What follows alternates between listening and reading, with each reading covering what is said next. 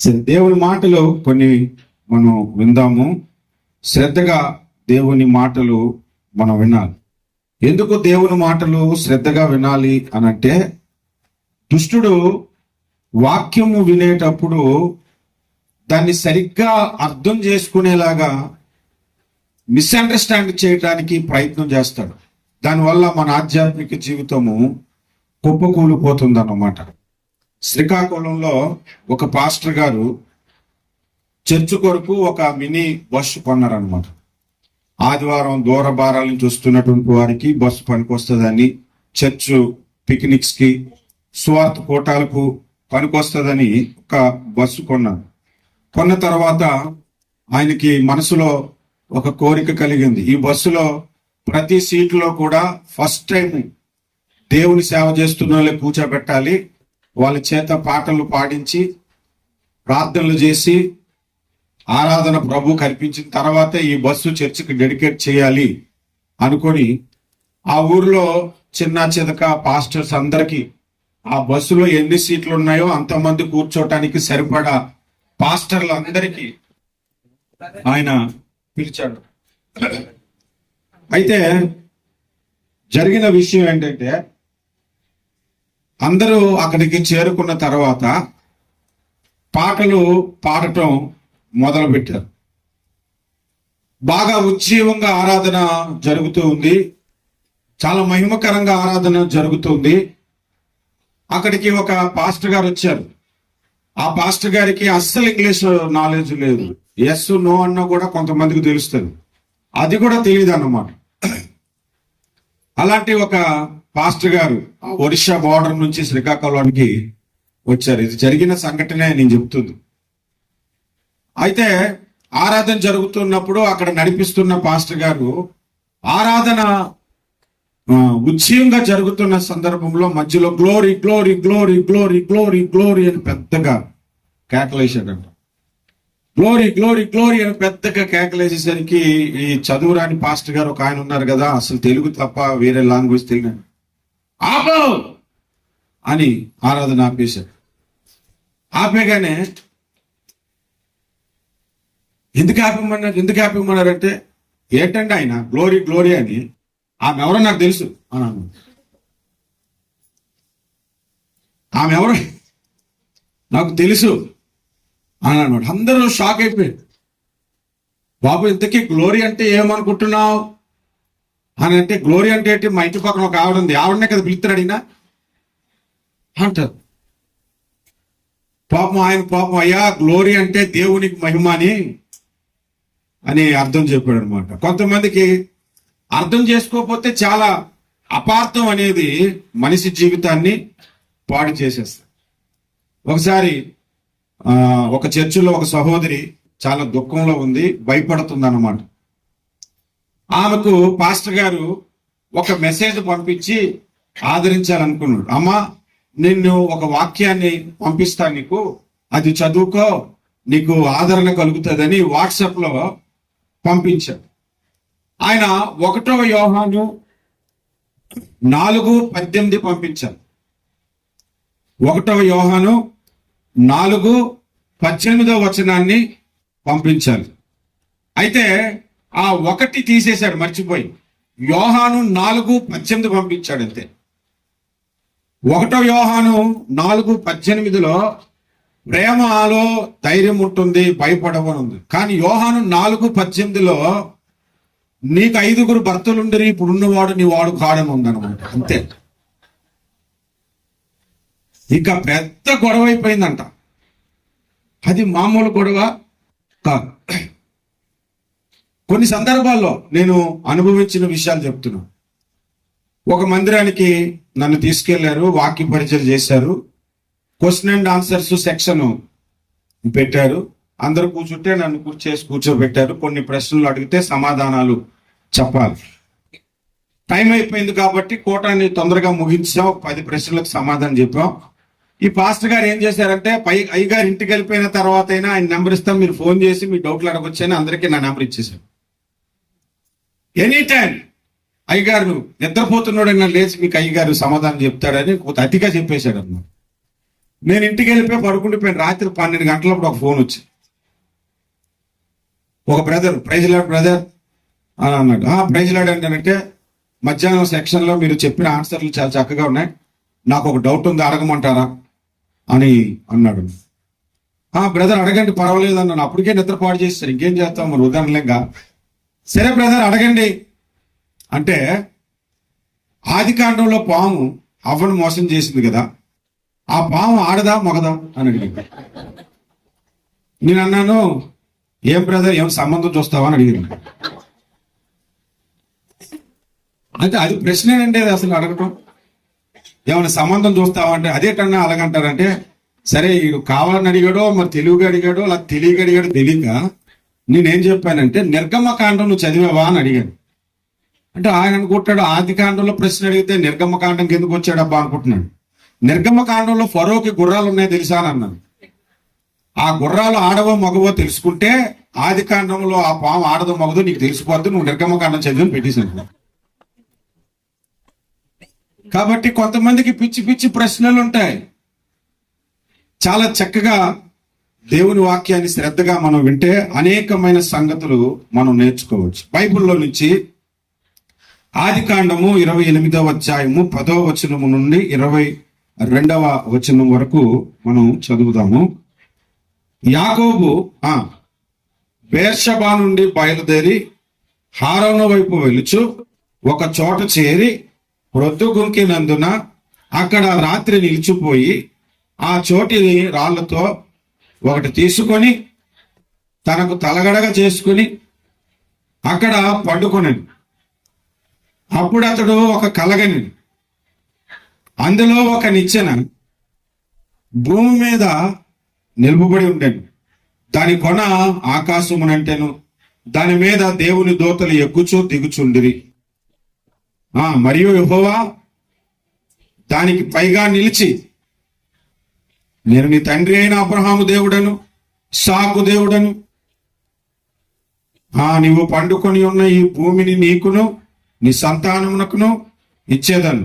నీ సంతానము భూమి మీద లెక్కకు ఇసుక రేణువుల వలగును. నీవు పడమటి తట్టును, తూర్పు తట్టును, ఉత్తరపు తట్టును, దక్షిణపు తట్టును వ్యాపించెదవు. భూమి యొక్క వంశములన్నీ నీ మూలముగాను నీ సంతాన మూలముగాను ఆశీర్వదింపబడు. ఇదిగో నేను నీకు తోడై ఉండి నీవు వెళ్ళు ప్రతి స్థలమందు నిన్ను కాపాడుచు ఈ దేశమునకు నిన్ను మరలా రప్పించను. నేను నీతో చెప్పినది నెరవేర్చు వరకు. యాకోబు నిద్ర తెలిసి నిశ్చయముగా యెహోవా ఈ స్థలం ముందు ఉన్నాడు, అది నాకు తెలియకపోయిన అనుకొని భయపడి, ఈ స్థలము ఎంతో భయంకరము, ఇది దేవుని మందిరమే గాని వేరొకటి కాదు, పరలోకపు గవిని ఇదే అనుకొని తెల్లవారినప్పుడు యాకోబు లేచి తాను తలగడగా చేసుకున్న రాయి తీసి దాని స్తంభంగా నిలిపి దాని కొన మీద నూనె పోసెను. మరియు అతడు ఆ స్థలమునకు బేతేలు అను పేరు పెట్టాను. అయితే మొదట ఆ ఊరి పేరు లూజు. సరిపోదాం అక్కడ దాకా చాలు మనకి. బేతేలు అను పేరునకు అర్థము కిందన దేవుని మందిరము అని మనకు కనబడుతుంది. ఈరోజు దేవుని మందిరములో ఏముంటాయో ఆ విషయాలు మీకు నేను చెబుతా. ఇదే అధ్యాయము ఇదే వచనాల మీద ఇప్పటికీ ఒక 8 ప్రసంగాలు చేశాను. 8 కోణాల్లో నేను ప్రసంగాలు చేశాను. ఎలాగో మీకు అర్థం అవుతున్నట్లు నేను చెప్తాను. ఇంకో 2 రోజులు పోతే అయ్యగారాలు మలేషియా నుంచి ఫోటోలు పెడతారు. ట్విన్ టవర్స్, 2 పొడుగుటి టవర్లు ఉంటాయి, ట్విన్ టవర్స్ అంటారు, పెట్రోమాస్ టవర్స్ అంటారు. అక్కడ ఎలాగో ఫోటోలు పెడతారు. నేను మలేషియా వెళ్ళినప్పుడు 10 కిలోమీటర్ల దూరం నుంచి ఆ బిల్డింగ్లు కనబడతాయి, మిగిలినవి ఏవి కనబడవు. ఎందుకంటే పొడుగ్గా ఉంటాయి, సిటీ సెంటర్లో ఉంటాయి. Kuala Lumpur KL city, capital city of Malaysia. దూరం నుంచి కనబడినప్పుడే బస్సులో నుంచి వెళ్తున్నవారు టూరిస్టులు కొంతమంది వస్తారు కదా, వావ్ అని అక్కడి నుంచే ఫోటోలు తీయడం మొదలు పెడతారు కదా. దగ్గరికి వెళ్ళేసరికి ఆ బిల్డింగ్స్ ఇంకా క్లియర్గా కనబడతాయి. ఇంకొంచెం దగ్గరికి వెళ్తే ఇంకా క్లియర్గా కనబడతాయి. దగ్గరకు వెళ్ళి నించొని దాన్ని ఇలా చూసాము అనుకో, ఆకాశంలోనికి దిగబడిపోయిందేమో అన్నట్లు కనబడతాయి. దాని చుట్టూ తిరిగితే ఒక్కొక్క కోణంలో ఒక్కొక్కలాగా కనబడతాయి. ఎందుకు ఈ మాట చెప్తున్నానంటే బైబిల్ కూడా అంతే. ఒక వచనాన్ని దూరదృష్టితో ఒకలా కనబడుతుంది, దానికి ఇంకా దగ్గర అవుతున్న కొలది ఇంకా దగ్గర అవుతున్న కొలది అందులోపటి విషయాలు మనకు అర్థమవుతాయి అన్నమాట. అందుకనే లోతుగా వాక్యాన్ని ధ్యానించే చోట కొన్ని చోట్ల కొంతమందికి అర్థం కాదు. నేను చాలా సందర్భాల్లో వాక్యం చెప్పేటప్పుడు కొంతమంది బైబిలే పట్టుకురారు, కొంతమందికి అదేంటో పాస్టర్లో కూడా బైబిల్ కూడా తెరవరు, వాక్యం చెప్పుకుంటూ వెళ్ళిపోతుంటారు. అలాంటి వ్యక్తులు దగ్గర ఒకసారి వాక్యం చెప్తే నేను లోతుగా వాక్యం చెప్పేశాను, వెళ్ళిపోయాను, అందులో సగానికి సగం వాళ్ళందరూ అన్నారంట, అయ్యగారు ఏం చెప్పారో మాకు అర్థం కాలేదండి అన్నాను. అప్పుడు నాకు అర్థమైంది ఏంటంటే అసలు వీళ్ళకి అర్థం కాలేదనంటే వీళ్ళు అసలు ముందు బైబిల్ సరిగ్గా చదవట్లేదు అని. ఈరోజు కొన్ని మాటలు మనం చూద్దాం. అది దేవుని మందిరమే కానీ మరొకటి కాదు అని యాకోబు గ్రహించాడంట. ఆ మందిరములో ఏమున్నాయి అని అంటే మొట్టమొదటిగా దేవుని మందిరములో దర్శనములు ఉంటాయి. హల్లెలూయా. అర్థమైంది కదా? మొదటిది ఏంటి? ఇప్పుడు యాకోబుకి అక్కడ దర్శనం వచ్చిందా లేదా? ఆ స్థలానికి యాకోబు ఏమని పేరు పెట్టాడు? బేతేల్ అంటే అర్థం ఏంటి? దేవుని మందిరము అని అర్థం. హల్లెలూయా. అంటే దేవుని మందిరములో దర్శనములు ఉంటాయి.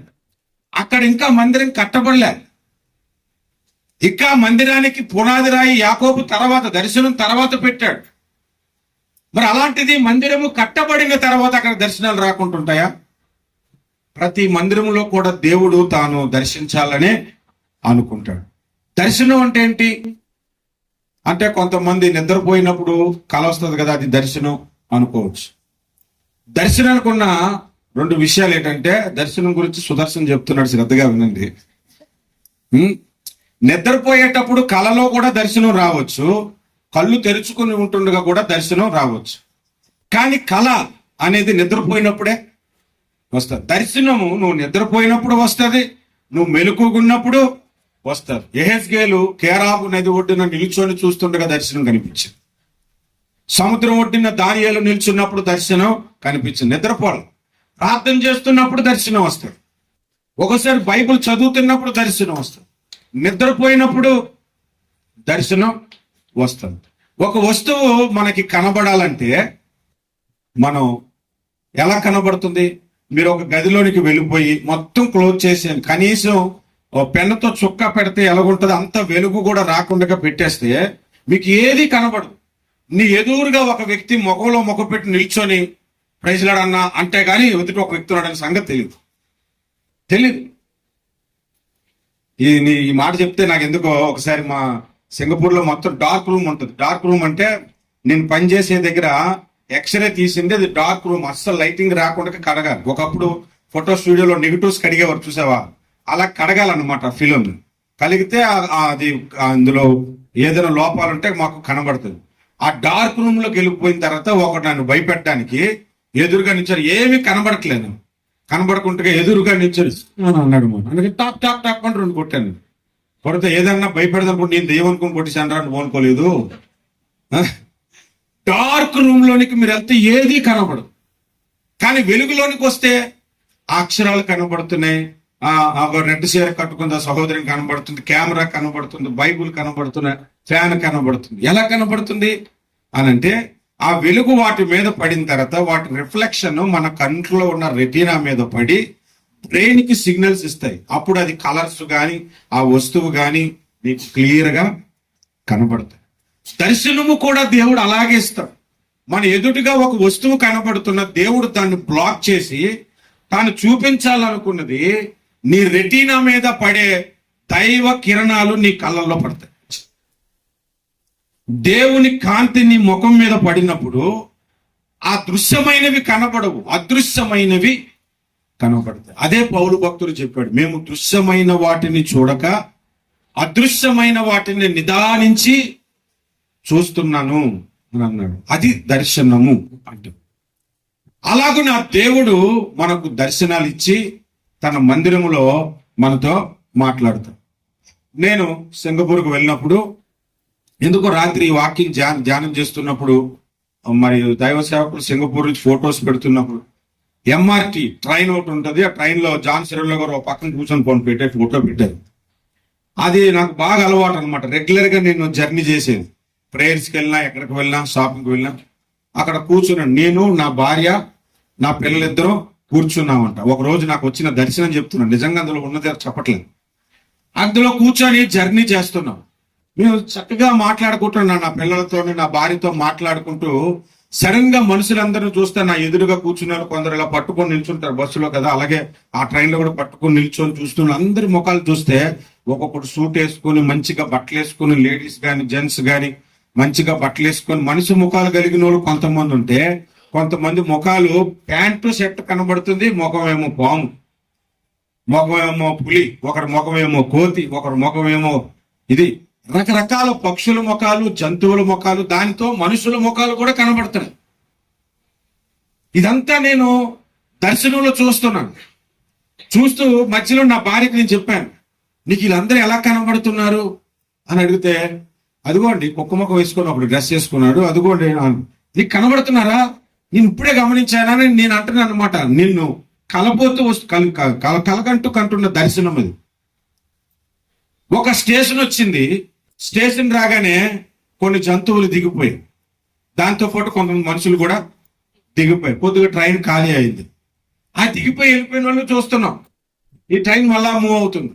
మళ్ళా ఇంకొక స్టేషన్ వచ్చింది, అక్కడ కొంతమంది దిగిపోయారు. మళ్ళా ఇంకొక స్టేషన్ వచ్చింది. అలాగా చివరి స్టేషన్ వరకు నేను నా కుటుంబంతో ప్రయాణం చేస్తుంటే అందరూ దిగిపోయారు. ఆ ట్రైన్ అంతటికి మా నలుగురుమే ఉన్నాం. ఇదేంటి ఆఖరి స్టేషన్ వరకు ఎవరు రావట్లేదు, మనమే వెళ్తానంటే అందరూ అక్కడికి దిగిపోయారేమో అని నా భార్య అంటుంది. చివరి దాకా వెళ్ళిపోయిన తర్వాత బయటకు వచ్చాము.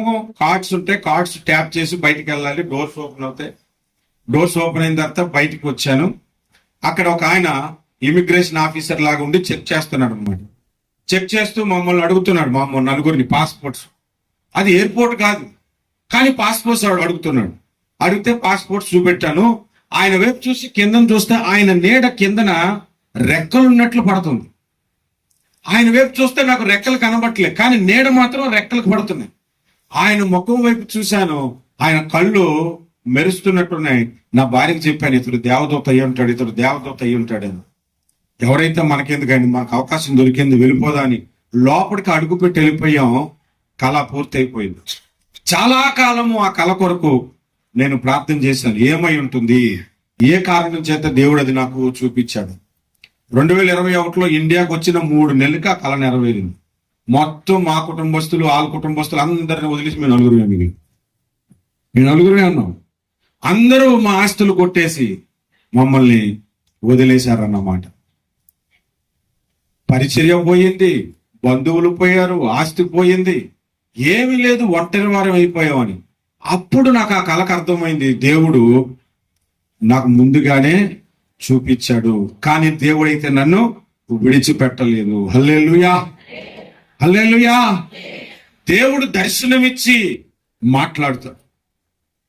నేను నా భార్య రాత్రి నేను బస్సు ఎక్కడానికి ముందు కూర్చొని సింగపూర్ గురించి మాట్లాడుకుంటూ, ఫస్ట్ టైం మీరు సింగపూర్ వెళ్ళినప్పుడు ఎలా ఫీల్ అయ్యారు అని అడిగింది. నేను రక్షణ పొందిన 2 నెలలకు సింగపూర్ వెళ్ళాను. నేను రక్షణ పొందాను, మెడ్రాస్కి వచ్చాను. నాకు ఎయిర్ టికెట్స్ అన్ని అక్కడ ఇస్తారు, అక్కడి నుంచి ఫ్లై అవ్వాలన్నారు. నాతో కొంతమంది ఫ్రెండ్స్ మేము అందరం వచ్చాం. వచ్చినప్పుడు ట్రైన్లో జర్నీ చేస్తున్నప్పుడు విశాఖపట్నంలో ట్రైన్ ఎక్కాను, చెన్నైలో దిగాను. ట్రైన్లో జర్నీ చేస్తున్నప్పుడు నిద్రలో నాకు కల వచ్చింది. ఒక డిజిటల్ వాచ్ కనబడుతుంది. ఆ వాచ్లో జస్ట్ టైం చేంజ్ అనమాట. నెక్స్ట్ డేకి వచ్చాం, అన్ని 0 దాటి 12 దాటి ఇంకో నెక్స్ట్ డేకి వచ్చాము. మండే అని కనిపించింది, టైం కనిపించింది. ఎయిర్పోర్ట్ లోంచి బయటికి నేను వెళ్ళటం, ఆ ట్రైన్లో వెళ్తున్నప్పుడు నాకు కల వచ్చింది. కల రాగా నేను నాతో పాటు సెలెక్ట్ అయ్యి నాతో పాటు ఉద్యోగానికి వస్తున్న వాళ్ళందరికీ చెప్పాను, అరే నేను యేసుప్రభుని నమ్ముకున్నాను, మా పాస్టర్ గారు చెప్పారు దర్శనాలు వస్తే కళలు వస్తాయి మనకని. నాకు కళ వచ్చింది, మనం సింగపూర్ వెళ్తున్నట్లుగానే మనం కరెక్ట్గా మండే వెళ్తాము అని నేను చెప్తే, వాడు అన్నాడు, రేపు సాయంత్రానికి మనం చెన్నై వెళ్ళిపోతాం, రేపు నైట్ మనకు ఫ్లైట్ ఎక్కి 4 గంటల్లో అక్కడ దిగితే అది శుక్రవారం. మండే వెళ్తామని ఎలా చెప్పాడు? నువ్వు నీ ఫేక్ దేవుడు అని అన్నాడు నాకు. అంటే నా మనసుకు ఏదో చుక్కు అనిపించింది. ఒకవేళ ఏదో పిచ్చికాల స్థితి నేను చెప్పేసి ఉంటానులే అనుకున్నాను. ఎయిర్పోర్ట్కి వెళ్ళిపోయాం, టికెట్స్ పట్టుకొని అన్ని పట్టుకొని వెళ్ళిపోయాం. వెళ్ళిపోయిన తర్వాత ఫ్లైట్ క్యాన్సిల్ అయిపోయింది. మళ్ళీ అందరినీ రూమ్ పంపించేశారు. పంపించేసిన తర్వాత శనివారం ఫ్లైట్ ఇచ్చారు. అప్పుడు కూడా దర్శనం నెరవేరదు. శనివారం ఇస్తే ఫ్లైట్ క్యాన్సిల్ అయిపోయినప్పుడు నేనేం చేశాను తెలుసా? ఫ్లైట్ క్యాన్సిల్ అయిపోయిందంటే మనకు మండే అని ఇస్తారని వీళ్ళందరికీ చెప్పాను. కానీ శనివారం తెచ్చి ఇచ్చారు టికెట్స్. శనివారం టికెట్స్ తెచ్చి ఇచ్చేసరికి నాకు మళ్ళా ఏదో నేను పొరపాటు చేశానని చెప్పి నేను ఇంకేం మాట్లాడకుండా కామ్గా ఉండిపోయాను. శనివారం ఎయిర్పోర్ట్కి వెళ్ళాము. ఎయిర్పోర్ట్కి వెళ్ళిన తర్వాత మేము వెళ్ళిన 10 మందిలో 3 మాత్రమే శనివారం ఫ్లైట్ ఎక్కిచ్చారు, మిగిలిన పంపించారు. మిగిలిన పంపించేశారు. ఆదివారం నాకు ఫ్లైట్ ఇచ్చారు, సాయంత్రం 6 గంటలకి ఫ్లైట్. ఆదివారం ఎక్కినా కూడా బిఫోర్ 12 మేము అక్కడ దిగిపోతాం. కానీ ఇక్కడ ఎక్కిన తర్వాత సింగపూర్ 2.5 గంటలు ఫార్వర్డ్లో ఉంటుంది. ఎక్కిన తర్వాత మేము అక్కడ దిగాము. మా పాస్పోర్ట్స్ ఇవన్నీ మా ఒరిజినల్ వీసా కాదని ఒక కస్టమ్స్ ఆఫీసులో కూర్చోబెట్టి ఎంక్వైరీకి పెట్టారు. ఎంక్వైరీకి పెట్టి తర్వాత దాదాపు 3 గంటల తర్వాత మమ్మల్ని బయటికి పంపారన్నమాట. బయటికి పంపినప్పుడు ఎక్సలేటర్ మీద నించొని ఇలా దిగుతుంటే ఆ డిజిటల్ వాచ్ కనబడుతుంది. ఎగ్జాక్ట్ గా టైము మండే కనిపించింది. హల్లెలూయా. నేను సింగపూర్కి వెళ్ళటానికి 2 నెలల ముందే ఒకసారి ఒక పెద్ద షాపింగ్ కాంప్లెక్స్ లో సీడీ ప్లేయర్ కొంటున్నట్టు కళ వచ్చింది. అప్పుడులో సీడీ ప్లేయర్స్ ఉండే కదా, ఇప్పుడు లేవు. కానీ ఇప్పుడు అంతా అన్ని పోయి అన్ని సెల్ ఫోన్లు వచ్చాయి. సీడీ ప్లేయర్ కొంటున్నట్టు కళ వచ్చింది. నిజంగానే నేను సింగపూర్కి వెళ్ళిన సంవత్సరం తర్వాత ఒక దగ్గర సీడీ ప్లేయర్ చూసి కొని ఇండియాకి పట్టుకెళ్దాము అని అది కొని ప్యాక్ చేస్తున్నప్పుడు అప్పుడు నాకు ఆ కళ గుర్తుకొచ్చింది. ఈ ప్లేస్ నేను ఎప్పుడో చూశాను, ఈ షాప్ నేను ఎప్పుడో చూశాను. మీకు కూడా అనిపించుంటది, ఏదైనా స్థలానికి వెళ్ళినప్పుడు ఇంతకు ముందు నేను ఎప్పుడో ఇక్కడికి వచ్చానే, ఎప్పుడో నాకు ఇలా జరిగింది, సేమ్ జరుగుతుంది అనిపిస్తుంది. చూసారా? అవన్నీ దేవుడు మనకు ముందుగానే మాట్లాడే దేవుడు. ఇంకా ఎక్కువగా చెప్పాలంటే దేవుని మందిరంలో మనకు దర్శనాలు వస్తాయి. హల్లెలూయా. ఇది మొట్టమొదటి విషయం ఇక్కడున్న సంగతులు. రెండో విషయం మనం చూస్తే ఆ దర్శనంలో 12వ వచనంలో అందులో ఒక నిచ్చెన భూమి మీద నిలబడి ఉండెను అని కనిపించింది. అక్కడ ఏం కనబడుతుంది దర్శనంలో? నిచ్చెన అంటే ఎవరు? యేసుక్రీస్తు ప్రభు. ఆ నిచ్చెన భూమికి ఆకాశానికి ఉందంట. మనం పరలోకానికి పోవాలంటే ఎవరి ద్వారా వెళ్ళాలి? యేసు ద్వారా. నా ద్వారా తప్ప ఎవడనూ తండ్రి యొద్దకు రాడు. నేనే మార్గము, నేనే సత్యము, నేనే జీవము అని ప్రభువు చెప్పాడు. పరలోకానికి వెళ్ళటానికి యేసు ప్రభు ఒక మార్గము ఏర్పాటు చేశాడు. ఆ పరలోకం ఎక్కడికి వెళ్తుందంటే సంఘములో నుంచి పరలోకానికి వెళ్ళటానికి. హల్లెలూయా.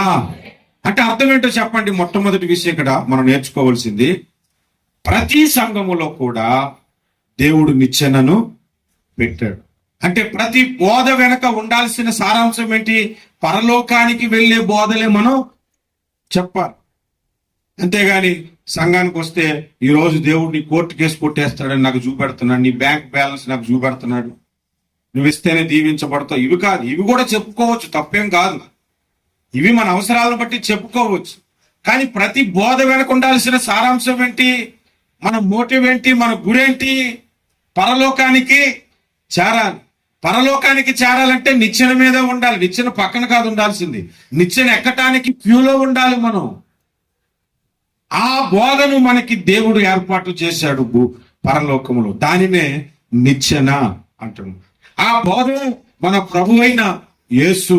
ఆ నిచ్చెనే మన ప్రభు అయిన యేసు అని నేను చెప్తూ. చూడండి, ఒక పాస్టర్ గారు ఒక సందర్భంలో మాట్లాడుతున్నప్పుడు నాతో ఒక మాట అన్నాడు.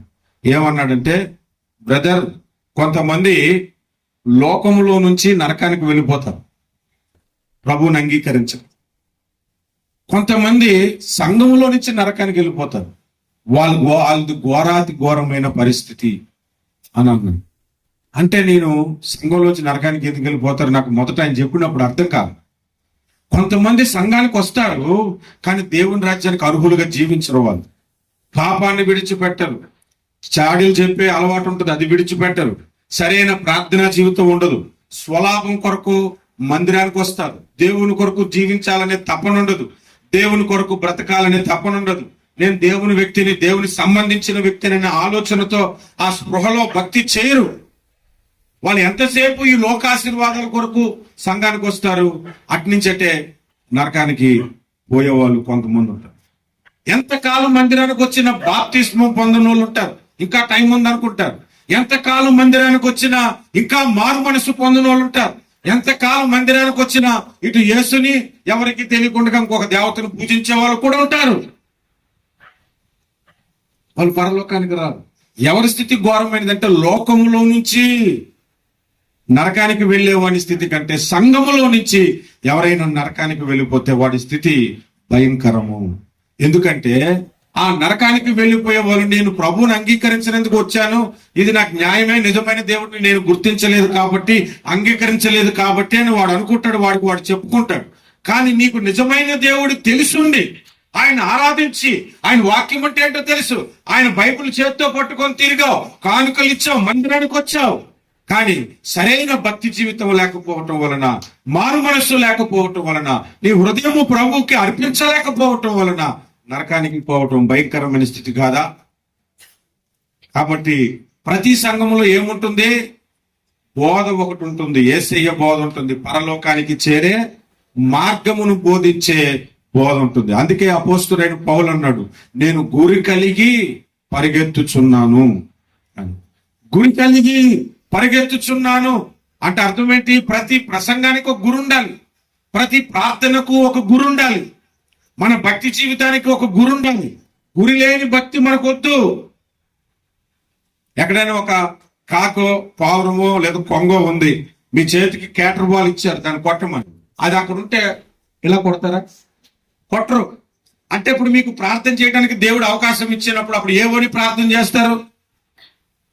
సూటిగా ఒక ప్రశ్న అడుగుతానండి, ఈ రోజే ఇంకొక 4-5 గంటల్లో చచ్చిపోతామని ఇన్ఫర్మేషన్ మీలో ఎవరికైనా వచ్చింది అనుకోండి, ఏమని ప్రార్థన చేస్తారు? ఇల్లు కొరకు ప్రార్థన చేస్తారా? కారు కొరకు ప్రార్థన చేస్తారా? నగల కొరకు ప్రార్థన చేస్తారా?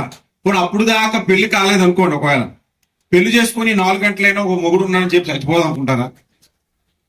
ఇంతకాలం లేనప్పుడు ఈ 4 గంటలకి మాత్రం ఎందుకు అనుకోరు? మరి దేని కొరకు ప్రార్థన చేయాలి? దేని కొరకు చేయాలి చెప్పండి. మీ మనసులో అనుకుంటే నాకేమో పరిశుద్ధాత్మ ప్రేరేపణతో నేను చెప్పలేనమ్మా, నాకు అంత గిఫ్ట్ లేదు. కొద్దిగా మీ నోరు అలా కదిలితే అది నేను వింటాను. ఏమని ప్రార్థన చేస్తారు ఆ టైంలో? ప్రభువా నన్ను నీ రాజ్యంలోని చేర్చుకోనే కదా ప్రార్థన చేస్తారు. ఇంతకంటే గొప్ప ప్రార్థన ఏమైనా ఉంటుందా? సిలువలో వేలాడుతున్న ఒక దొంగ ఎంత ప్రార్థన చేశాడు అంటే, అది చదివితే ఎంత టైం పడుతుందో సెకండ్లో ఆన్ చేసి చదివితే 15 సెకండ్లు చదివేశాం. 15 సెకండ్లు ప్రార్థన. తండ్రి ప్రభువా నీవు నీ రాజ్యముతో వచ్చినప్పుడు నన్ను జ్ఞాపకం చేసుకో అన్నాడంతే. ఆ 15 సెకండ్ల ప్రార్థన పరలోకానికి చేర్చింది. హల్లెలూయా, హల్లెలూయా. ఎంతకాలం మందిరానికి వచ్చినా ప్రభువా నన్ను నీ రాజ్యంలో చేర్చుకునే ప్రార్థన మనకు లేదు. కొంతమందికి ప్రార్థన అంటే ఇక వరుస పెట్టి కిరాణా షాప్కి వెళ్ళేటప్పుడు మా ఆవిడ ఒకసారి తెలిస్తే అలా చదివేస్తుంటామాట. సబ్బులు 2 అవి మొత్తం అన్ని రాస్తే అవన్నీ పెట్టుకొని నేను టిక్కు పెట్టుకుంటాను, మర్చిపోతాం, మరి పంపిస్తుందండి. మన ప్రార్థన కూడా అంతే, వరుసగా మా అమ్మాయి పెళ్లి, వాళ్ళ మనవలు పుట్టాలి, తర్వాత వాళ్ళకి ఆస్తులు కావాలి, పొలం కావాలి, అన్ని కావాలి, అది కావాలి, అన్ని ప్రార్థన ఉంటుంది. ప్రభువా నేను రాజ్యానికి చేరాలి, నీ రాజ్యానికి, నీ పరలోకానికి చేరాలి అనే ప్రార్థన లేకపోతే ఇంకెందుకని? దేవుడు అనుకుంటాడు ఈ లోకంలోనూ అన్ని అడిగాడు కానీ నా రాజ్యం రావాలని ఒక్కసారి కూడా ప్రార్థించలేకపోతే నిన్ను పరలోకానికి ఎందుకు తీసుకెళ్తాడు? అసలు తీసుకుని వెళ్ళు. కొన్ని చోట్లకి నేను ప్రార్థనలకు వెళ్ళేటప్పుడు మందిరం ఉంటుంది, మందిరం పక్కనే కొద్ది స్థలం ఉంటుంది. ఆ మందిరం స్థాపించిన సీనియర్ పాస్టర్ ఎవరో 1 తరం 2 తరాలు దాటిపోయి ఉంటుంది, ఆ సమాధులు కూడా అక్కడే ఉంటాయి. ఆరాధన అయిపోయిన తర్వాత సమాధి మీద చేయి పెట్టి ప్రార్థన చేయమంటారు. నాకు అది అసలు ఎంత చిరాకంటే అండి, నేను చెప్తాను అమ్మరు గారి, మా నాన్నగారండి సంఘం కట్టింది ఈయనే, ప్రార్థన చేయండి అంటే ఏమని ప్రార్థన చేయాలండి? ఆయన గురించి ఆల్రెడీ అక్కడ కుళ్ళిపోయి ఉంటుంది శరీరం. నేను ఏమని ప్రార్థన చేస్తే అవుతుంది? నేను ప్రార్థన చేశాను, ఆయన ఆల్రెడీ పరదేశంలో చూసినప్పుడు పిచ్చోడు నా గురించి నువ్వు ప్రార్థన చేయడం ఇక్కడ హ్యాపీగా ఉన్నాను అనుకుంటాడు. అవునా? కొన్నిసార్లు జ్ఞాపకార్థ కూటాలకు వెళ్తుంటానా, పాపం వీళ్ళందరూ ఆయన అటువంటి వాడు ఇటువంటి వాడు నేను గొప్ప మాటలు చెప్తుంటారు స్నేహితులు అందరూ, వాళ్ళ బంధువులు అని ఏడుస్తుంటారు అన్నమాట. అంటే వాళ్ళ నాన్నగారు ఎవరో చనిపోయారు కాబట్టి వాళ్ళ నాన్నగారి గురించి మంచి మాటలు చెప్తున్నాడు జ్ఞాపకార్థం కూటినప్పుడు. చెప్తున్నప్పుడు అనుకుంటారు ఆయన అయ్యో చనిపోయాడని మనం అనుకుంటాం, ఆయన ఏమనుకుంటాడు తెలుసు, అయ్యో వీళ్ళు ఇంకా బ్రతుకున్నారా అనుకుంటాడు ఆయన. ఎందుకంటే ఆయన అక్కడ ఉన్నతమైన స్థితిలో ఉన్నాడు, పరలోకానికి వెళ్ళి మీరు ఇంకా చచ్చిపోలేదా, ఇంకా బ్రతుకున్నారా, అయ్యో అని ఆయన అనుకుంటారు. మనం చూసి మన ప్రార్థన, మన వాక్య పరిచర్య, మన విశ్వాసము, మన భక్తి ఆ నిచ్చెన మీద గుడి కలిగి ఉండాలి. హల్లెలూయా. మీరు విశ్వాసుల వీరుల పట్టిక హెబ్రీ పత్రిక 11 అధ్యాయాలు రాయబడి ఉంది కదా. ఒక్కరన్నా సరే ఆస్తుల కొరకు కానీ ఆరోగ్యం కొరకు కానీ ప్రార్థన చేసినట్లు ఉంటే నాకు చూపించండి, ఇంక పేర్చి మీకే ప్రసంగాలకు ఇచ్చి వెళ్ళిపోతాను. ప్రతి ఒక్కరూ వాళ్ళ విశ్వాసం ఏంటంటే పరలోకం చేరాలనే ప్రార్థన, దేవుని రాజ్యము చేరాలనే ప్రార్థన. ప్రభువా నీ రాజ్యములోనికి రావటానికి నా భక్తి జీవితం ఎలా ఉండాలో అది నాకు నేర్పించు, నేను ఈ లోకంలో సిలువను ఎలా మోయాలో అది నాకు నేర్పించు అనే ప్రార్థనే. ఆ ప్రార్థన మనకు లేకుండా, ఆ కోణంలో నడిపించే బోధ మనకి లేకుండా మనకి ఇంకేం అవసరం అండి? ఒక సంఘానికి వెళ్ళాను, పరలోకపు తల్లి సంఘం పేరు పరలోకపు తల్లి, హెవెన్లీ మదర్ మినిస్ట్రీస్ అన్నమాట.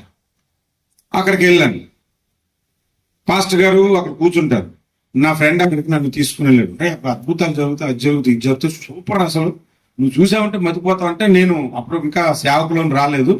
సరే అతనితో పాటు బండి మీద వెళ్ళిపోయాను విశాఖపట్నంలో ఆ మందిరానికి వెళ్ళాను. అందరూ 10 గంటలకు అయ్యగారు వస్తారంటే అందరిని బయటనే ఉంచారు, లోపలికి కావాలి రానట్లేదు.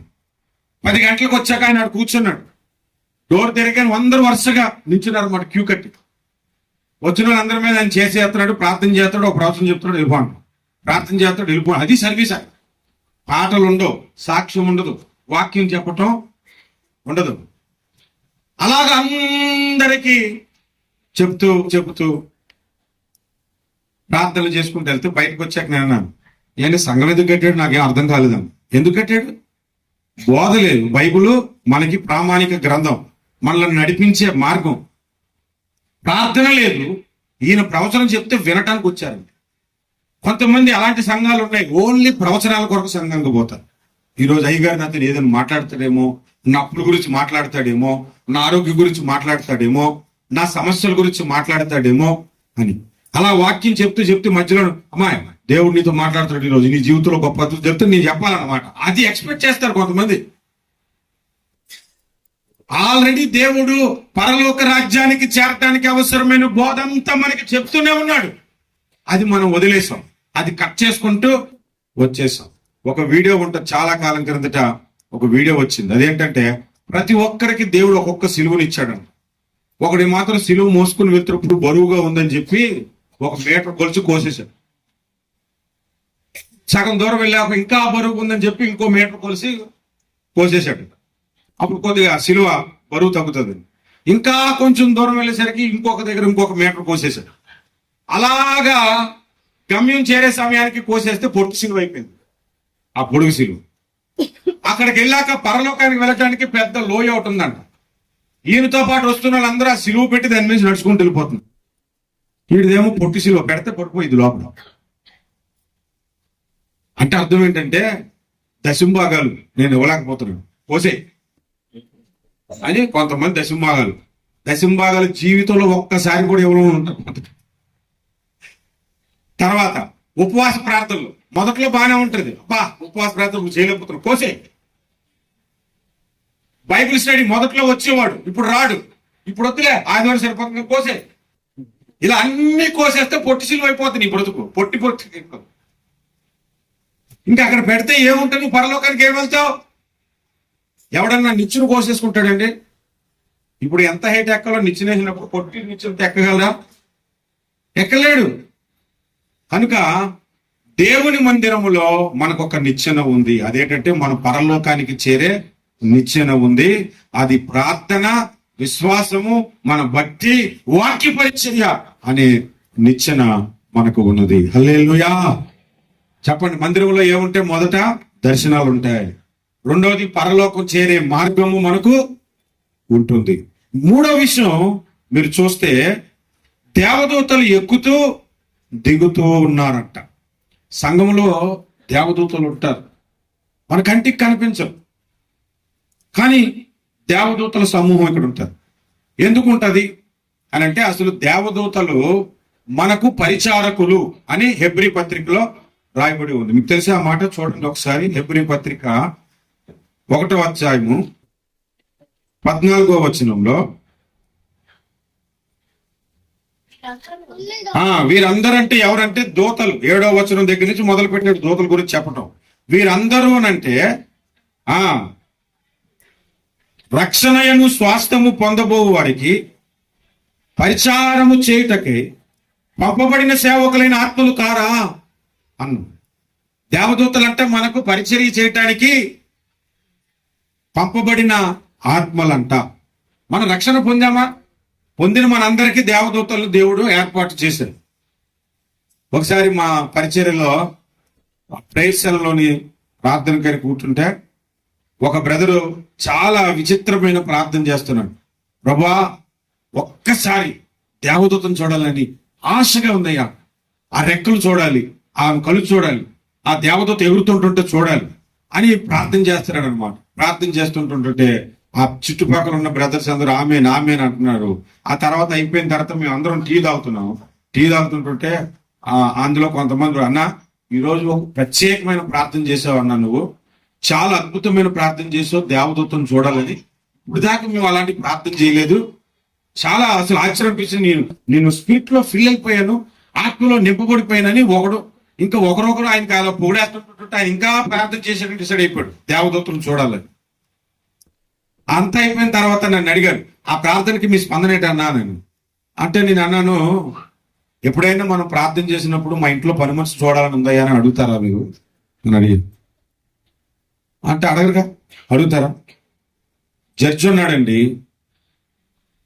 కోర్టులోకి దొంగను ప్రవేశపెట్టిన వాడిని నేను చూచేదాను, చూడవాలని రాత్రి అంతా ప్రార్థన చేసేది అంటాడా? మీ పని మనిషిని చూడవాలని మీరు ఎంతో ఆశ కలిగి ఉన్నారా అని నేనంటే, ఎప్పుడు ఏదో ఒకటి తిరగాసి పెడతాడు ఈ పాస్టర్ అని నన్ను అన్నాడు. అంటే నేను చెప్పాను, దేవదూతలు మనకు పరిచారకులని చెప్పాడు. ఇంకోటి, మనము దేవదూతలకు తీర్పు తీర్చేదమని కూడా ఉంది. మీరు దేవదూతలకు తీర్పు తీర్చేదరని మీరు ఎరుగరా అని పౌలు భక్తుడు అన్నాడు. జడ్జి స్థానంలో ఉండాల్సిన నువ్వు దొంగను చూచేదని అన్నట్లుంది, పని మనిషిని చూడటానికి ప్రార్థన చేసేదని అన్నట్లుంది దేవదూతను చూడడం. దేవదూతను మనకెందుకండి? ఇంకా ప్రార్థన చేస్తే, ప్రభువా నిన్ను చూసే కన్నులు నాకు దయచేయము అని అన్నారు. ప్రభు యేసు నా రక్షక నొసగు కన్నులు నాకు నిరతము నిన్ను చూడా. ప్రభు యేసు నా రక్షక నొసగు కన్నులు నాకు నిరతము నిన్ను చూడా. ప్రియుడైన యోహాను దాసులు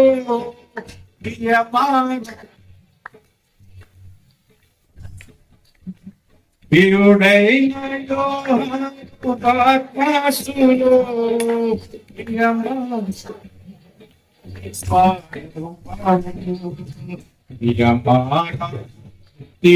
బహు ధన్యుడై ప్రభు నిన్ను చూడాలి. హల్లెలూయా. దేవుణ్ణి చూడాలని ఆశ ఉండాలి. ఎలాగో పనిలో పని రికార్డ్ అవుతుంది కాబట్టి చెప్పేస్తాను నేను పేరుతో సహా. ఎడ్వర్డ్ విలియమ్స్ గారు ఉన్నారు చూసారు, పెద్ద స్పీకర్. పాపం అప్పుడప్పుడు ఆయనకి బీపీ వచ్చినట్టు పెద్ద పెద్ద కేకలేసేస్తుంటాడు. నేను సింగపూర్లో 2018 మా సంఘానికి మీటింగ్ పిలిచాను స్పీకర్గా. ఎయిర్పోర్ట్ లో రిసీవింగ్, మళ్ళీ తిరిగి ఎయిర్పోర్ట్. నేను ఎవరినైనా పిలిస్తే ఎయిర్పోర్ట్ టు ఎయిర్పోర్టే, ఇక మధ్యలో ఒక రూపాయి కూడా పెట్టించేవాడు. వచ్చిన తర్వాత అయ్యగారు కూడా ఇలాగే క్వశ్చన్ అండ్ ఆన్సర్లకి సమాధానం చెప్తారంటే మా చర్చిలో ఒక బ్రదర్ అడిగాడు, ఇంకా దేవుడిని చూడాలంటే మనం ఎలాంటి ప్రార్థన చేయాలి, ఎలాంటి భక్తి కలిగి ఉండాలని అడిగాడు. చూసి ఏం పీకుతావు అని అన్నాడు. వెంటనే ఈయనకు కొద్దిగా నోటోటి కొద్దిగా అనేసేస్తుంటాడు కదా, అలాగ అడిగానే ఆయన నా వైపు అక్కడ ట్రయాంగిల్ లైఫ్ లో చూపులు అయిపోతున్నాయి. చూసి ఏం పీకుతావు, చూసి నమ్మిన వారి కంటే చూడక నమ్మిన వారు ధన్యులు అని నీకు తెలీదా అని అన్నాను. అంటే మా చర్చిలో కుర్రలు కొంచెం బాగానే వాక్యం చదువుకుంటారు కదా, మరి అబ్రహాం దేవుణ్ణి చూడాలనుకుంటారు కదా, ఆయన తెలియదు ఈ విషయం. దావీదు దేవుణ్ణి చూశాడు కదా, యోహాను చూశాడు కదా, చూసి నేను నమ్మేదానికంటే చూడక నమ్మటమే ధన్యులు అన్నారు వాళ్ళు. మరి వాళ్ళందరూ చూశారు కదా అని ఆయన తిరిగి ప్రశ్న అడిగాడు అనమాట.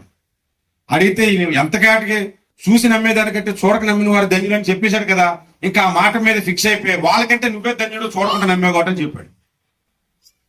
అప్పుడు నన్ను అడిగారు, అన్న దీనికి మీరేమంటారు అని అంటే, సరే మేము అందరూ కూర్చొని ఏం లేదా పాస్టర్ గారు కావాలని చెప్పారని చెప్పి నేను చెప్పాను.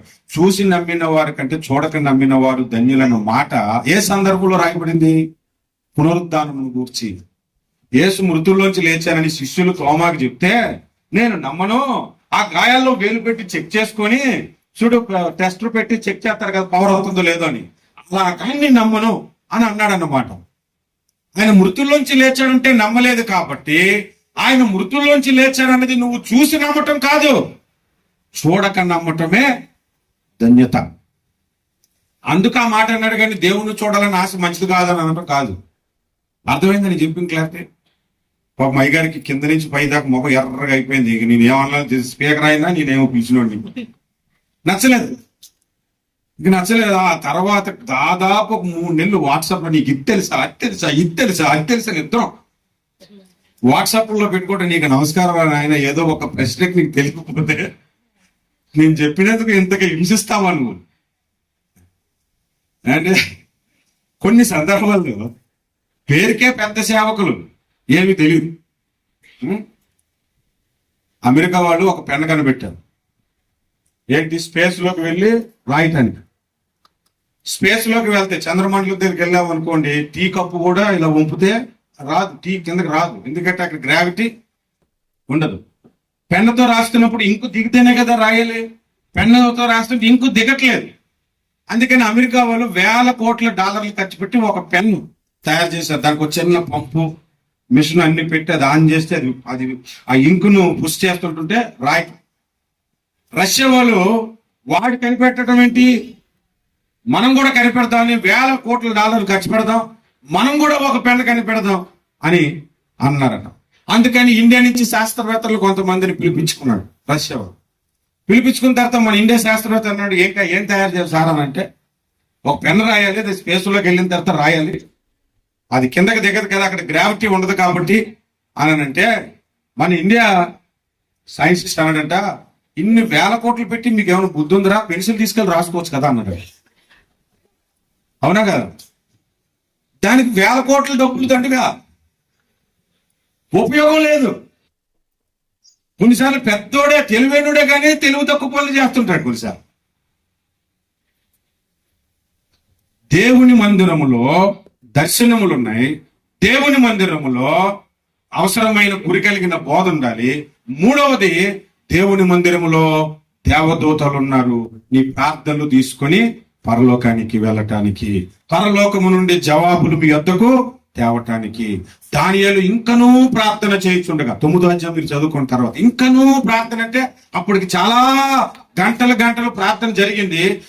చేస్తూ ఉండగా, నీకు ఈ వర్తమానం పంపుటకు పరలోకము నుండి నేను పంపబడితేని, నేను గబ్రియేలును దూతను అని. మరియమ్మ దగ్గరకు గబ్రియేలు దూత పంపబడ్డాడు, ఈ వర్తమానం నీకు చెప్పడం, దయాప్రాప్తురాల నీకు శుభము కలుగును గాక అని చెప్పటానికి. మన ప్రార్థనలు పట్టుకొని వెళ్తారు, మన పరిచర్య, మన గురించిన సమాచారం దేవుని యొద్దకు తీసుకొని దేవదూతలు వెళ్తారు. అక్కడి నుండి సమాచారం మన యొద్దకు తీసుకొని రావటమే వాళ్ళ పని. వాళ్ళు చూడడానికి ప్రార్థన చేయడం ఏంటండి అంటే, నేను ఒక్క మాటలో చెప్తున్నాను, మీరు దేవుని మందిరానికి వచ్చినప్పుడు, ప్రభా నా అవసరం ఇది, ఇదిగో నేను నా కొరకే మీరు ఏర్పాటు చేసిన దేవదూతకి నేను అప్పగిస్తున్నాను, నా కార్యములు ఆమె సఫలపరచును గాక, ఆ దేవదూత కార్యములు చేయును గాక అని ప్రార్థన చేసి వదిలేటుంది. హల్లెలూయా. అందుకే మనకు ముందుగా తన దూతను పంపుతానన్నాడు దేవుడు. దేవుని మందిరంలో మూడవదిగా దేవదూతలు ఉంటారు. నాలుగవది మనం చూస్తే, దేవుని మందిరములో దేవుని స్వరము వినబడుతుంది. దేవుని మందిరములో దేవుని స్వరము వినబడుతుంది. యాకోబుకు వినిపించిందా లేదా? ఒక స్వరము ఆయనతో వినిపించిందంట. ప్రతి క్రైస్తవుడు దేవుని స్వరమును గుర్తుపెట్టగలగాలి.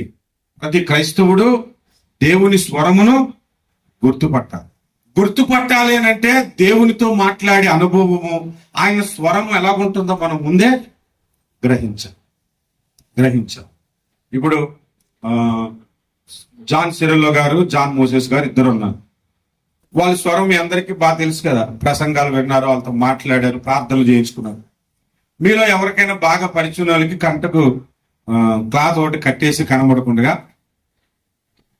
ఇద్దరులో ఎవరో ఒకరు మాట్లాడారు. ఎవరు మాట్లాడారో మీరు చెప్తారా, చెప్పగలరా? చూడకుండా గొంతు మీరు గుర్తుపట్టేస్తారు కదా. గొంతులో ఏమీ మార్పు ఉండదు, గుర్తుపట్టేస్తారు. అంటే దేవుని స్వరం ఎలా ఉంటుందో మనం గుర్తుపట్టడం నేర్చుకుంటే ఆయన్ని మనం గుర్తుపెట్టవచ్చు. మీకు ఇంకొక ఎగ్జాంపుల్ చెప్తాను. 1 సమూయేలు గ్రంథం 3వ అధ్యాయం. మీరు తీయొద్దు, నేను చెప్పిన తగ్గట్టుగా చదువుకోండి. 3వ అధ్యాయంలో సమూయేలుని తల్లి మందిరం దగ్గర విడిచిపెట్టేసింది పరిచర్యకు. సమూయేలు పడుకున్నాడు, అతని గురువు ఏలి పడుకున్నాడు. దేవుడు సమూయేలు అని పిలిచాడు. ఇతడు వెంటనే లేచి ఎవరి దగ్గరకు వచ్చాడు? ఏలి దగ్గరకు వచ్చి, అయ్యా నన్ను పిలిచారేంటి అని అడిగాడు. అన్న అంటే అర్థం ఏంటి? దేవుని స్వరం ఏంటో ఈయనకి తెలీదు అని ఒకటి అర్థం అవుతుంది. రెండవది, ఆయనకు వినబడేటప్పుడు ఇది మా గురువు గారి స్వరం కాదే, ఎవరు పిలిచారప్పా అని అనుకోవాలి. అనుకోకుండా తిన్నగా ఏలియే పిలిచాడని ఏలి దగ్గరికి పిలిస్తే, నేను పిల్లలేదు నాయన, వెళ్ళి పడుకో అని అన్నాను. వెళ్ళి పడుకున్నాడు. మళ్ళా రెండోసారి దేవుడు సమూయేలు అని పిలిస్తే లేచాడు, తిన్నగా వచ్చాడు. పిలిచారు, ఏంటి కావాలి గురువు గారని అడిగాడు తన గురువుని. నేను నిన్ను పిలవలేదే అని అన్నాడు. అంటే ఆ స్వరం రెండోసారి కూడా దైవ సేవకుని కంఠ స్వరంతోనే ఆయనకి దేవుడు మాట్లాడుతున్నాడు అన్నమాట. మూడోసారి వచ్చినప్పుడు ఏలీకి అర్థమైపోయింది. ఏమర్థమైపోయిందంటే యెహోవా నిన్ను పిలుస్తున్నాడని అర్థమైపోయి, ఈసారి నిన్ను పిలిస్తే నా దగ్గర రావద్దు, చిత్తం ప్రభువా అని అన్నాడు. చిత్తం ప్రభువా అంటే అప్పుడు దేవుడు మొదలు పెట్టాడు మాట్లాడు. దానికి ముందు దేవుని స్వరం అతనికి తెలియదు. దాని తర్వాత నుంచి దేవుని స్వరం అతనికి తెలుసు. ఆయన స్వరాన్ని గుర్తు పెట్టుకోగలిగాడు. మీరు యోహాను రాసిన ప్రకటన గ్రంథంలో చూడండి, మొదట నేను వినిన స్వరము నాతో మాట్లాడుట వింటిని అని 4వ అధ్యాయం 1వ వచనంలో అంటాడు. అంటే 1వ అధ్యాయంలో ఆయన స్వరం విన్నాడు, గుర్తు పెట్టుకున్నాడు. 4వ అధ్యాయంలో మొదట నేను వినిన స్వరము మాట్లాడుట నేను వింటిని అని అంటాము. నా గొర్రెలు నా స్వరము వినును. తమిళనాడులో ఒక గొర్రెను పెంచుకుంటున్నాడు ఒక ఆయన. ఈ గొర్రెలకు ఉన్న స్వభావం ఏంటంటే, ఎవరికైనా ఒకరికి అలవాటు పడితే ఆయన ఎంత దూరం నుంచైనా అన్నాడంటే సార్ ఆయన వైపులా చూస్తాయి, పిలిచాడు అని. మీరు చూడండి, పిలిస్తే అని అంటే పరిగెత్తుకొచ్చారు. ఇంకెవరైనా సరే ట్రుర్రా అని అంటే ఆ తల కూడా పైకెత్తలేదు. అక్కడికి బాగా మిమిక్రీ చేయగలిగిన ఒక ఆయన ఉన్నాడు. ఎవరిదైనా సినీ యాక్టర్లు కానీ రాజకీయ నాయకులు కానీ బాగా మిమిక్రీ చేస్తాడట. చేస్తే వాళ్ళ అబ్బాయి అన్నాడంటారే, మా ఇంట్లో ఈ గొర్రె ఉంది కదా, మా నాన్న గొంతు వినపడగానే లేచి నిల్చుంటుందిరా, మా నాన్న పిలిస్తే పరిగెత్తుకు వచ్చేస్తుంది అని చెప్పాడు. చాలాసార్లు వీడియోలు తీశాను, మా నాన్న పిలవటం, ఆ గొర్రె పరిగెత్తుకు రావటం నా వీడియోలో చూపించాడు. చూపిస్తే ఫ్రెండ్స్ అందరూ అన్నారు, అరే నువ్వు మిమిక్రీ చేస్తావు కదా, వాళ్ళ నాన్నలాగే నువ్వు ఆ గొర్రెను పిలవాలి. యాజ్ ఇట్ ఈజ్ గా నాన్నలాగే ఆ గొర్రెను పిలిస్తే తల కూడా ఎత్తి చూడలేదు. ఎన్నిసార్లు ట్రై చేశాడు, కనీసం 10 సార్లు ట్రై చేశాడట. ఆ గొర్రె అసలు పట్టించుకోవట్లేదు. ఆ నాన్న చుట్టూ అనగానే వెంటనే లేచి పరిగెత్తుకుంటూ వెళ్ళిపోయింది. ఏంట్రా ఈ అద్భుతం, అసలు నాకు అర్థం కావట్లేదు అని అంటే, ఆ స్వరములో ఇంకా ఏదో అది గుర్తుపెట్టుకుంది, అది వీడి దగ్గర లేదు. మాట వాయిస్ అలాగే వస్తుంది, కానీ ఇంకా ఏదో ఒక రిధము ఉండిపోయింది. ఇప్పుడు కొత్తగా ఇంకోటి కనిపెట్టారు. మొదట తంపరింగ్, ఒకడికి ఉన్నట్టుగా ఇంకొకటికి తమ్ము ఉండదు. తర్వాత ఐరిస్ కనుక్కున్నారు, ఒకరికి ఉన్నట్లు ఇంకొకరికి ఉండవు. హస్తరేఖలు ఒకరికి ఉన్నట్టు ఇంకొకరికి ఉండవు యాసిటీస్గా. కాబట్టి ఇవన్నీ దొంగలు బాగా తెలివితేటలు నేర్చుకున్నాడు. తమ్మును కూడా ఎవరితో తమ్ముతో చేయగలుగుతున్నారు, ఐరిస్ను కూడా మాఫీ చేయగలుగుతున్నారు, మేనేజ్ చేయగలుగుతున్నారు. ఇప్పుడు ఇంకోటి ఏంటి కనుక తెలుసా, ఒకడి దగ్గర ఉన్న వాసన ఇంకొకటి దగ్గర ఉండదంట.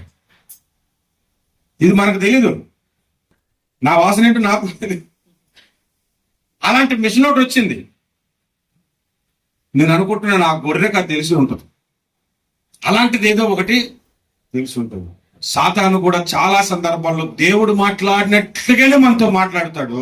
నువ్వు నిజంగా దేవుడి స్వరం విన్నవాడు అయితే అది గుర్తుపెట్టుకో. అందుకే ప్రభు అన్నాడు, నా స్వరము నా గొర్రెలు వినును అన్నాడు. దేవుని మందిరములో దేవుని స్వరం మనకు వినబడుతూ ఉంటుంది, అది మనం గుర్తించాలి. హల్లెలూయా.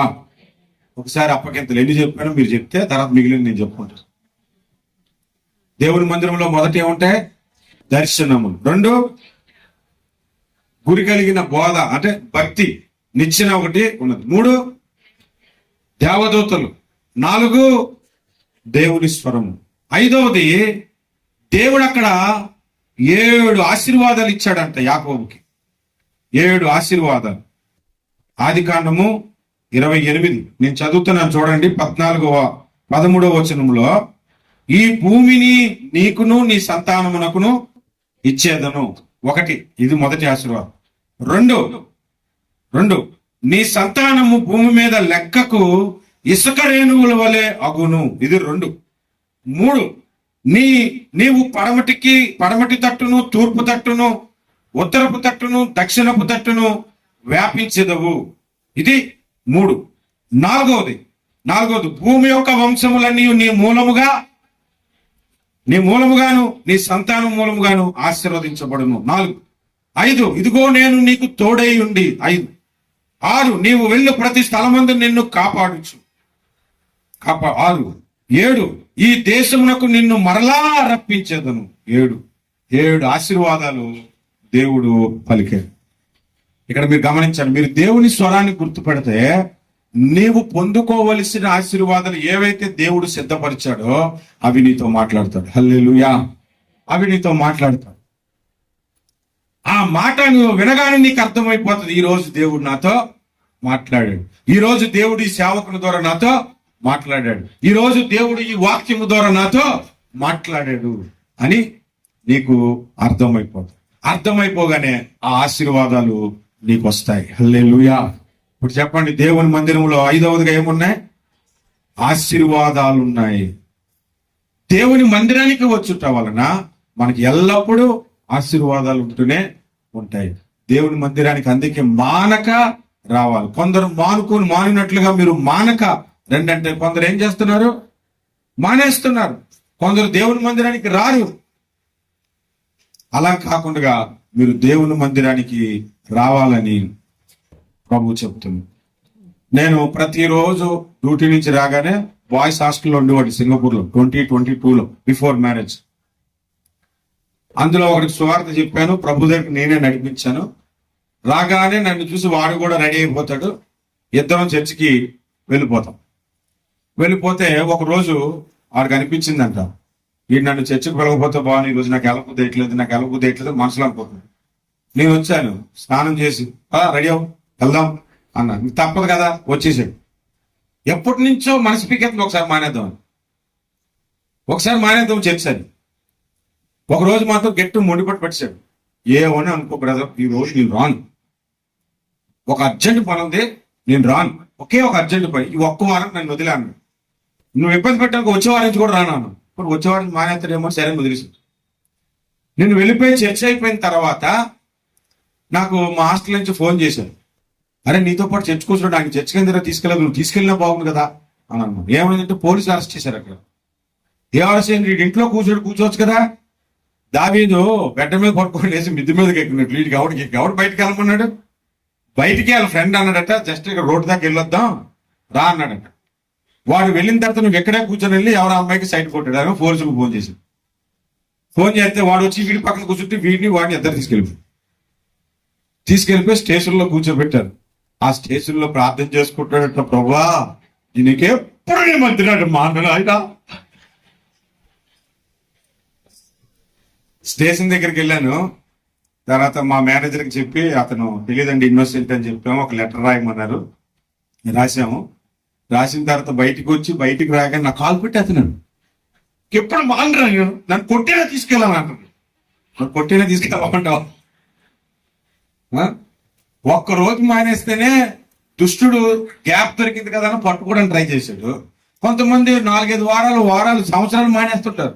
మరి దుష్టుడు పట్టుకోడు. దేవుని మందిరంకి వస్తే ఆశీర్వాదం, దేవుని మందిరానికి మానేస్తే నీ ఆశీర్వాదాలు మొత్తం పోతాయి. చివరిగా ఒక మాట చెప్పి నేను ముగిస్తాను. చాలా విషయాలు ఉన్నాయి కానీ నెక్స్ట్ సర్వీస్ కూడా వెళ్ళాలి కాబట్టి కొద్దిసేపు ప్రార్థనలో మిమ్మల్ని నడపటాను. చివరిగా ఉన్న ఆశీర్వాదము అక్కడ ఏంటంటే, నీ భవిష్యత్తు ఏంటో దేవుడు నీతో మాట్లాడతాడు. యాకోబుతో దేవుడు మాట్లాడాడు. ఆయన భవిష్యత్తు ఏంటో తెలియజేశాడు. ఎక్కడికి వెళ్తున్నాడో, ఎలా తోడుండబోతున్నాడో, దేవుడు ఎలా ఆశీర్వదించబోతున్నాడో అన్ని తెలియజేశాడు. కానీ యాకోబు అన్నాడు, నువ్వు నన్ను క్షేమంగా అన్ని విషయాలు ఆశీర్వదించి నన్ను తీసుకొస్తే నేను నీకు ఇక్కడ మందిరాన్ని కడతాను అన్నాడు. తర్వాత మనం ధ్యానించుకుంటే ఆయన తర్వాత ఆ మందిరం కట్టడం కూడా మర్చిపోయాడు కొద్ది కాలం.